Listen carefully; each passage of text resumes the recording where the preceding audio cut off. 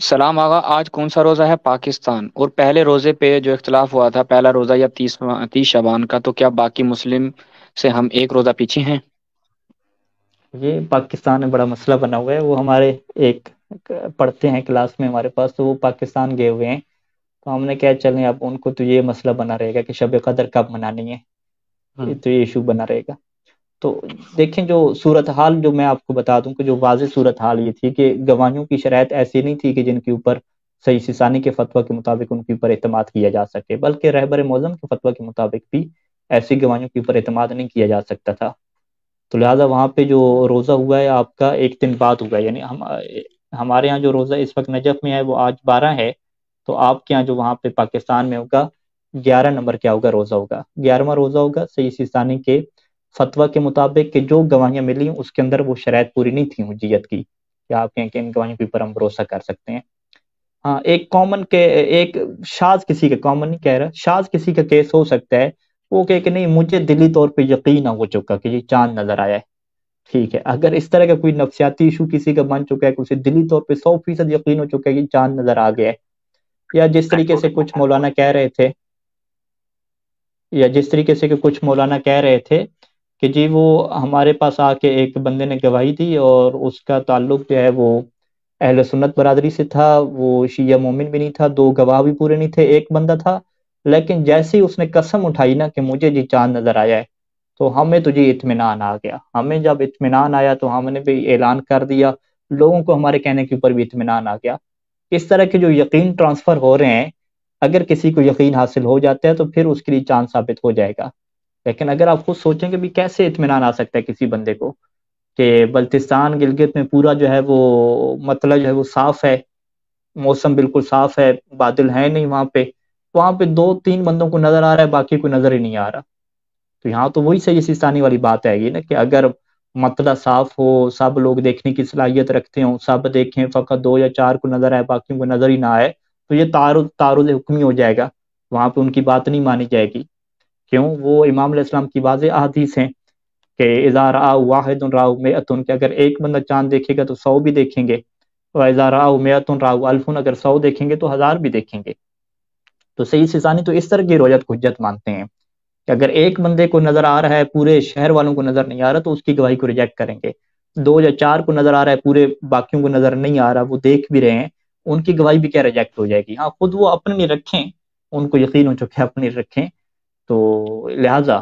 خلاصہ کلام کیا کہ اگر آپ مجھ سے پوچھتے ہیں یا جو ہمارے احباب ہیں پاکستان میں گئے ہوئے ہیں ان سے پوچھتے ہیں، صحیح سیستانی کے فتویٰ کے مطابق پوچھتے ہیں، رہبر معظم کے فتویٰ جو حجیت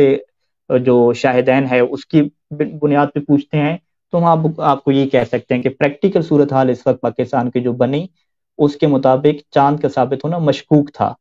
اور جب بھی چاند کا ثابت ہونا مشکوک ہو تو وہاں پہ فقہ کا یہ حکم ہے کہ آپ 30 کمپلیٹ کریں گے، شعبان کے 30 آپ مکمل کریں گے، ایک دن کے بعد کیا ہوگا، آپ کا رمضان ہوگا۔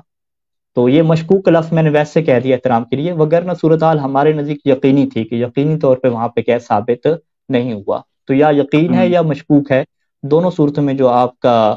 روزہ ہے وہ ہم سے کیا ہے، ایک دن بعد کا ہے، یعنی آپ شب قدر ہم سے ایک دن بعد منائیں گے۔ آج ہم 12واں کر رہے ہیں تو آپ لوگ کیا ہے 11واں کر رہے ہیں۔ دیگر علماء کہہ رہے ہیں کہ یہ موضوع کی تشخیص ہے، اگر فقط حکومتی اعلان پہ بھی اطمینان ہو جائے یا فقط سائنسی محاسبات بھی کہہ رہے ہوں کہ چاند نظر آنے کا امکان ہے، تو بھی اطمینان ہو جانا چاہیے۔ اطمینان ہو جانا چاہیے، تو اطمینان ہوا یا نہیں ہوا یہی تو اصل بحث ہے۔ ٹھیک ہے، یعنی آپ یہ اندازہ لگائیں کہ اب میں نام لے لیتا ہوں، محمد حسین اکبر صاحب، جب ان سے واٹس ایپ پہ پوچھا کہ بھئی کیا آپ اتنا بتا دیں، میں نے انہیں پیغام بھجوایا کہ آپ اتنا جو ہے وہ ان سے پوچھتے ہیں ہمیں کہ کیا ٹیلیسکوپ سے چاند نظر آیا ہے؟ جتنے بھی جو ہے وہ رویت دیکھنے والے حکومتی نمائندے تھے، انہوں نے کہا کہ نہیں، ٹیلیسکوپ سے کسی کو نظر نہیں آیا، فقط کیا عین مجرد سے نظر آئے۔ کہ یہ عجیب بات ہے، ٹیلیسکوپ سے چاند نظر نہیں آ رہا ان کو، یہ وہ خود بھی مان رہے ہیں کہ ٹیلیسکوپ سے کسی جگہ پہ ان کو چاند نظر نہیں آیا۔ بعد میں جن گواہیوں کے اوپر اعلان کیا ہے وہ آج بھی آپ بیان سن رہے ہیں، پاکستان کے وہ کون ہیں جب بھی جو رویت ہلال کے بڑے صدر ہیں، وہ ان کے یوٹیوب پہ کلپ موجود ہے آج بھی، وہ کہہ رہے ہیں کہ فلاں علاقے سے ہمیں گواہیاں ملی، سوابی سے، مردان سے، یا دو علاقوں کا اور نام لے، تو وہاں پہ آ کے لوگوں نے بتایا کہ جی ہمیں چاند نظر آ گیا ہے۔ یعنی ان کو ٹیلیسکوپ سے خود نظر نہیں آیا، ان لوگوں کی گواہیوں کے اوپر اطمینان ہوا، اور ان لوگوں کی گواہیوں کے اگر آپ شرائط کو پرکھیں سید سیستانی کے فتویٰ کے مطابق، رہبر معظم کے فتویٰ کے مطابق، تو وہ حجیت ثابت نہیں ہوتی۔ ایسی صورتحال میں کس کو اطمینان آئے گا؟ ٹھیک ہے، وہ خصوصاً عید کے چاند کے اوپر تو مومنوں کو جلدی اطمینان آ جاتا ہے، وہ چاہ رہے ہوتے ہیں جان چھوٹے، روزے جلدی سے ختم ہو، تو وہ بس دل میں بنا رہے ہوتے ہیں کہ اطمینان آ گیا۔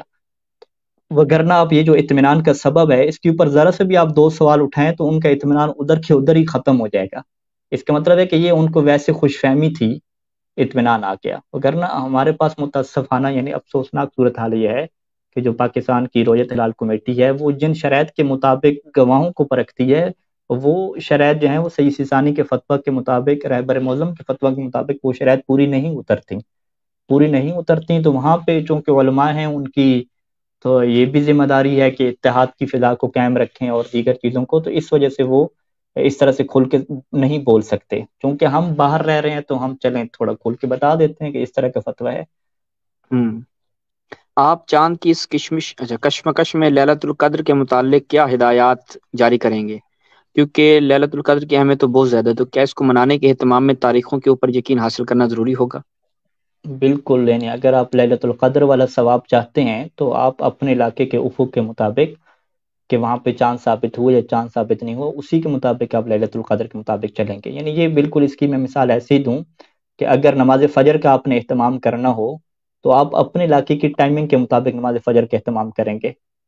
آپ کہ نہیں جی میں نے نماز فجر ہی پڑھنی ہے نا، چاہے نجف کے ٹائم کے مطابق پڑھ لوں یا اپنے ٹائم کے مطابق پڑھ لوں، ہم کہیں نہیں، آپ کے جو علاقے میں سورج کی حرکت ہے، چاند ہے، جو زمین کا افق ہے وہ الگ ہے، آپ اپنی ٹائمنگ دیکھو کہ بھئی وہاں پہ ٹائم کیا ہو رہا ہے۔ ابھی مثال کے طور پہ ہمارے پاس نماز فجر میں بہت ٹائم ہے،